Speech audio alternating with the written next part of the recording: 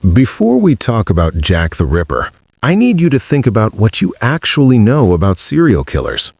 Because most of us, if we're honest, learned everything we know about them from Whitechapel, London, 1888. The Ripper, the letters to the police, the 5 women, the fog and the gas lamps and the Victorian streets. That's the origin story most of us have in our heads for what a serial killer is. So let me tell you about Austin, Texas, 1884, 4 years earlier.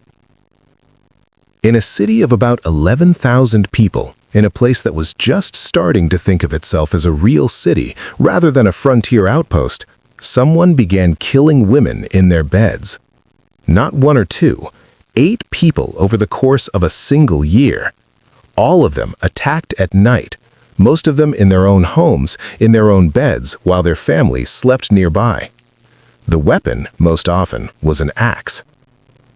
The newspapers called him the Servant Girl Annihilator because most of his early victims were black women who worked as domestic servants and lived in small quarters behind the homes of their employers. Which also tells you something about the city and the time, that the name itself reflected who investigators and newspapers thought the deaths were worth paying attention to. And that calculation was wrong, because he didn't stop there. 8 victims, a full year of terror, multiple suspects investigated and released, a city that went from sleeping with its doors open to barring its windows and sleeping with weapons beside the bed. And then, the killings stopped.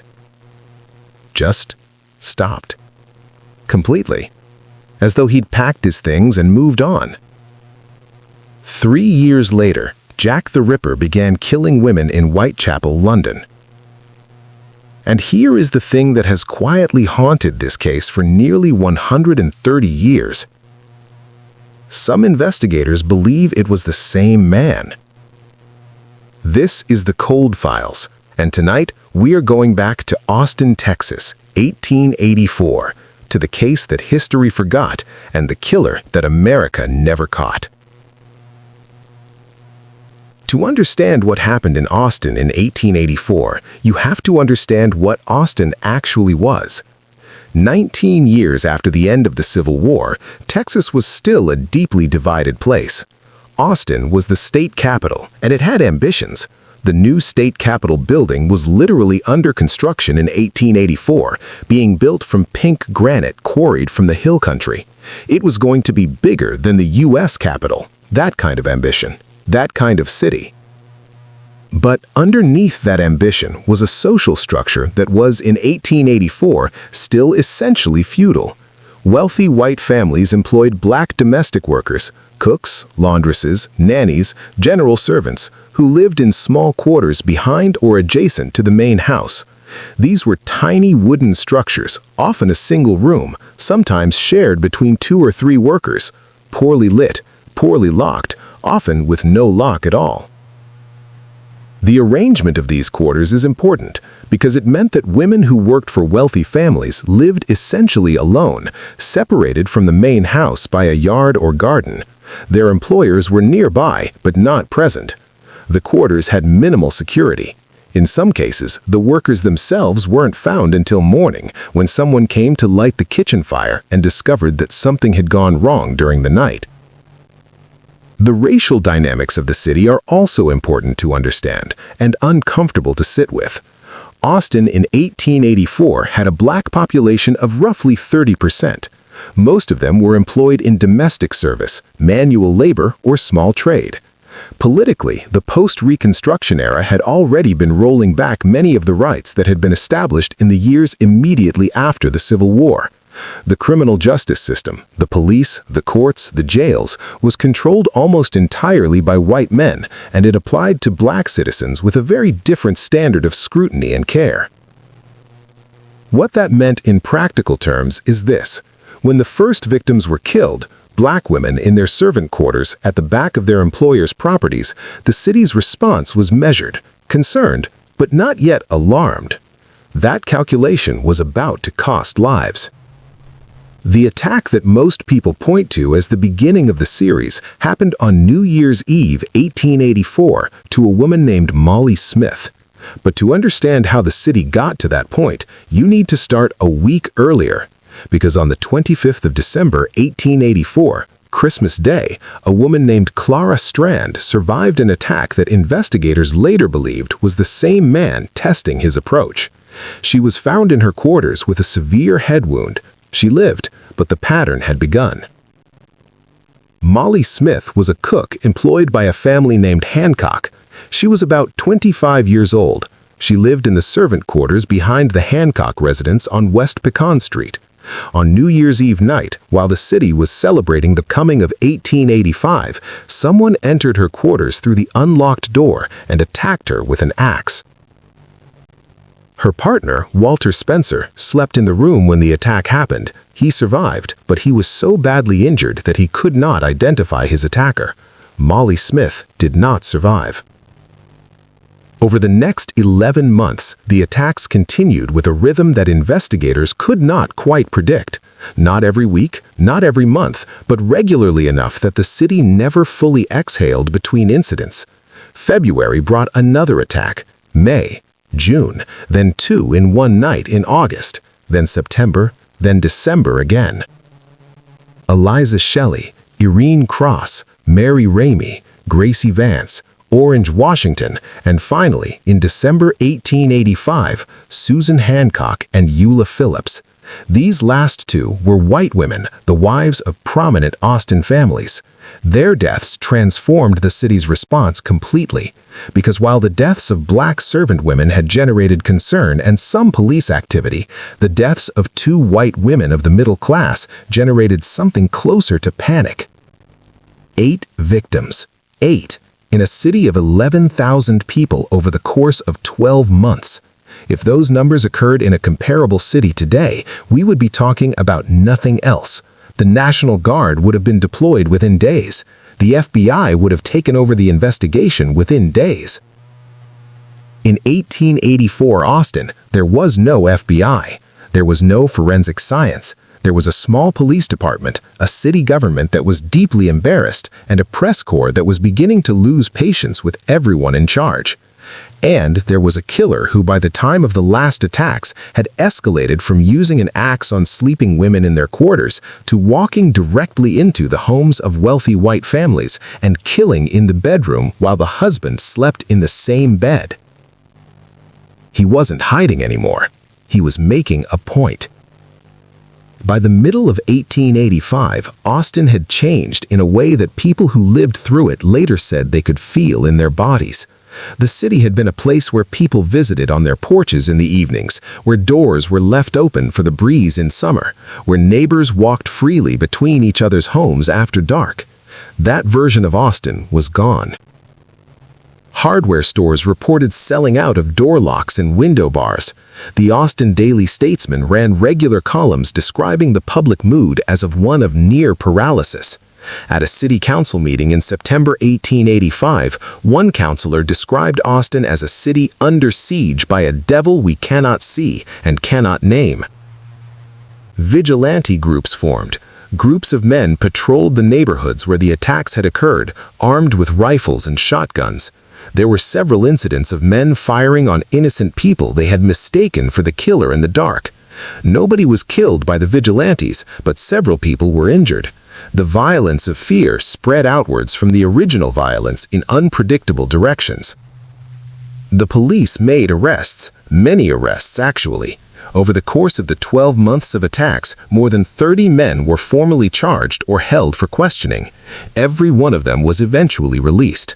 Some were held for weeks before investigators concluded they could not make a case. At least 2 men, both black workers with tenuous connections to the victims, spent months in jail before charges were formally dropped. The racial politics of the investigation are something that historians have examined at length, and they do not reflect well on the Austin Police Department of 1885. The assumption, rarely stated but consistently present, was that the killer was a black man. That assumption directed the investigation towards suspects who fit a racial profile rather than towards a serious examination of evidence. Forensic science, as we understand it, did not exist, but the tools that were available Witness interviews, physical evidence at the scene, patterns across the attacks were deployed in a way that was shaped more by racial assumptions than what the evidence was actually saying. And throughout all of this, the killer was still free, still in Austin, still watching, apparently, what the police were doing. And then in December 1885, he struck for the last time. 2 women killed in one night, both wives of prominent white families, both killed inside their homes, in their beds. And then, nothing. Just nothing. The attacks stopped completely. The city waited for the next one, and the next one never came. The most prominent suspect at the time was a man named Nathan Elgin, a cook who worked in various Austin households and who had connections, however tenuous, to several of the victim households. He was arrested multiple times. He was eventually shot dead by police in January 1886, not in connection with the Annihilator case, but during what was described as a separate incident. Some contemporary investigators treated his death as effectively closing the case. Others pointed out that there was no solid physical evidence linking Elgin to any of the murders, and that his death made it conveniently impossible to ever test those claims properly.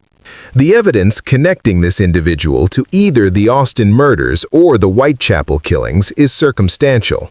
There is no confirmed identity, no physical evidence, no confession. Researchers have debated the theory for decades without resolution, but the timeline is not nothing. Austin, 1884 to 1885, London, 1888. The methodology in both cases showed specific knowledge of human anatomy. The attacks in both cases occurred at night against women in areas where poverty and social vulnerability made investigation difficult. Circumstantial, but uncomfortable. The Austin police never formally solved the case. The city's official position after the attack stopped was essentially that the problem had resolved itself, which is a remarkable thing to say about 8 murders. No one was ever convicted. The case was not so much closed as quietly abandoned. So let's talk about the Ripper connection, because it is the most sensational thing about this case, and I want to be honest with you about what the evidence actually says before we get into it. There is no proven, identified, documented connection between the Austin murders and the Whitechapel murders. Anyone who tells you there definitely is overstating the evidence. What there is a series of similarities and overlapping timelines that serious historians and criminologists have found worth examining. The methodology first. Both series of attacks were nocturnal. Both targeted women who were vulnerable by poverty, by occupation, by their position in the social hierarchy of their cities. Both involved a level of violence that went beyond what was necessary to kill, indicating, in modern forensic profiling terms, a killer who derived something specific from the act of violence itself. And both, in their more advanced stages, showed evidence of anatomical knowledge. The injuries were not random. The timeline is the second thing. The Austin attacks ran from late 1884 through December 1885. They stopped. There was a gap of 2 to 3 years in which no comparable series of attacks was reported. And then, in August 1888, the Whitechapel murders began. Now, this could mean many things. It could mean nothing at all. Serial killers do sometimes stop killing for any number of reasons, including imprisonment for unrelated crimes, illness, relocation, or simply what researchers call cooling-off periods. The gap alone does not make a case. What adds texture to the question is the demographic overlap of the suspect pool. Austin in the 1880s had a transient population of workers, traveling professionals, and itinerant tradespeople passing through on their way to the port cities of Texas. A physician or a skilled worker who moved between cities or between countries would not have been remarkable. People moved. People disappeared from one city's records and appeared in another's with some frequency. Can I tell you that the servant girl Annihilator and Jack the Ripper were the same person? No, nobody can tell you that with certainty. What I can tell you is that the theory is not as outlandish as it initially sounds, and that several credentialed researchers have found it worth taking seriously, including author Skip Hollingsworth, whose deep research into this case over many years brought it back to wider public attention in the early 2000s.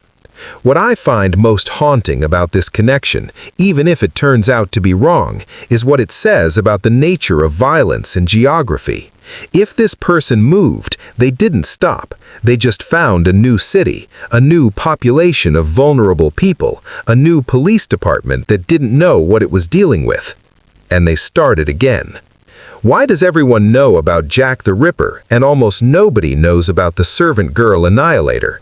It's a fair question, and the honest answer is uncomfortable. The first reason is race. Most of the early Austin victims were black women employed as domestic servants. In 1885 America, and particularly in post-Reconstruction Texas, their deaths generated not the kind of press coverage or public outcry that the deaths of white women of the middle class did. The newspapers covered the murders, but not with the intensity they would have if the victims had been white from the beginning.